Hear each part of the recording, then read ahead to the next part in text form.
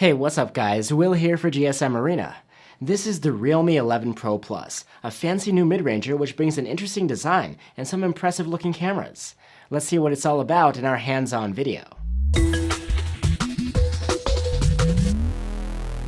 The Realme 11 Pro Plus is the successor to the Realme 10 Pro Plus. That model wasn't officially released in all markets, so it's okay if you haven't heard about it. The design of this phone is pretty far out. It was made in collaboration with a former designer for Gucci. You get the concentric circles accentuating the round camera bump, a smooth vegan leather backing, and what looks like a zipper running down the middle. You'll even see actual stitching, which reinforces the fashion-inspired look. On the front of the Realme 11 Pro Plus is a nice-looking curved display. It's a 6.7-inch OLED with a 1080p resolution and support for HDR10 Plus video. One of the most impressive things here is the camera setup, which includes a 200-megapixel main cam. That's paired with an 8-megapixel ultra-wide and a 2-megapixel macro cam. The main cam uses Samsung's ISOCELL HP3 sensor, which is the next generation after the HP2 inside the Galaxy S23 Ultra, even if this one's a bit smaller physically. This new sensor is meant to be able to provide 4 times lossless zoom for the first time on a smartphone. And there's a neat auto zoom feature which uses AI to zoom in on any subject you click on the viewfinder with proper framing.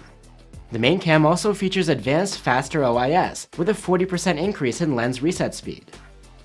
The main cam's larger sensor, wider aperture, and faster OIS should translate to some great nighttime performance. Besides that, the Realme 11 Pro Plus also features 100-watt SuperVOOC charging, and the compact gallium nitride charger comes in the box. And the battery life should be good in the first place too, thanks to a 5000 mAh battery. The interface of the phone is Realme's latest Realme UI 4.0. And you get a pair of stereo speakers here, with Dolby Atmos support.